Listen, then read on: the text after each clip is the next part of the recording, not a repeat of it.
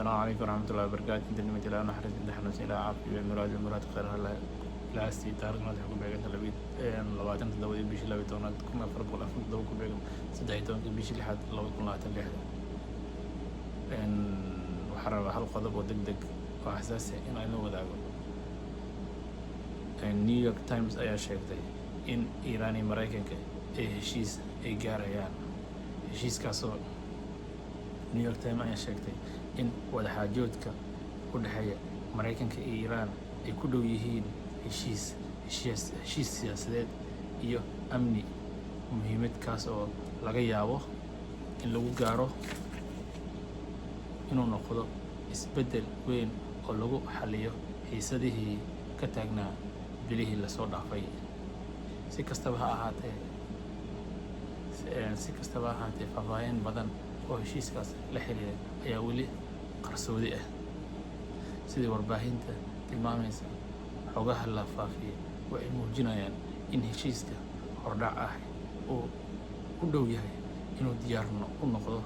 Hase yeeshee, Washington iyo Tehran labaduba waxay si taxaddar leh u muujinayaan xogtii la sii daayay, iyagoo doonaya inay heshiis cusub bandhigaan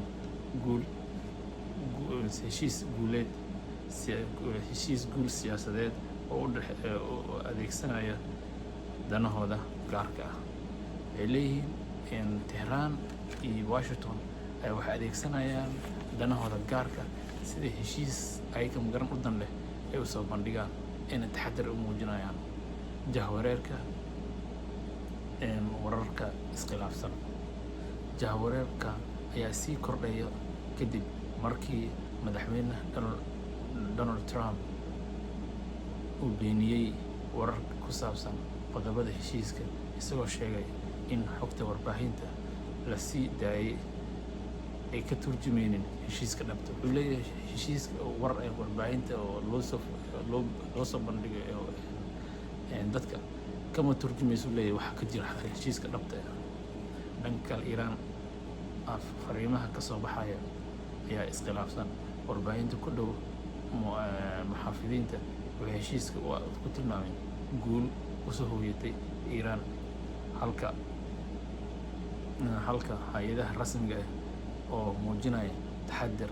Wasiirka arrimaha dibadda Iran Abbas Araghchi ayaa wuxuu sheegay kaliya in fursadda heshiiska la gaaro ay hadda ay ka weyn tahay sidii hore, balse ma uu faahfaahinin heshiiska ku-meel gaarka ah. Waxaa la gaaray heshiis ku-meel gaar ah.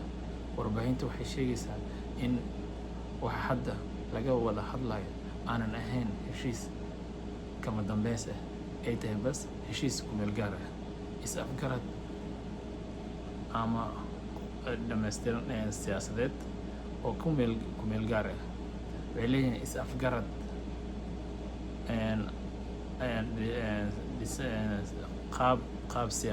qaab dhismeed siyaasadeed oo ku meel gaar ah, kaasoo lagu gol leeyahay in lagu dejiyo xiisadda hadda ka jirta, lana abuuro jawi lagu sii wada xaajoodo balse ballaaran oo ku saabsan barnaamijka nukleerka Iran iyo arrimaha amniga. Waxay leeyihiin waxaa hadda la rajeynayaa oo lasii wadaa in la abuuro jawi oo wada xaajood ah oo u sii socdo Iran iyo Mareykanka si arrimaha nukleerka iyo amniga looga hadlo. Joojinta xiisadda military, ujeedka ugu weyn ee labada dhinac ayaa ah in la joojiyo weerarka sii kordhaya, iska horimaadka military, laguna bedelo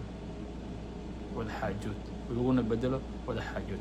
Heshiiska saanu qoraya in la joojiyo howlgallada military muddo 60 maalmood, in muddadaasi lagu qabto wadaxaajood xoogan oo ku saabsan mustaqbalka barnaamijka nukleerka Iran, in dib loo furo marinka biyoodka Hormuz, in la yareeyo ama la qaado xayiraadda badeed ee Mareykanka u saaray.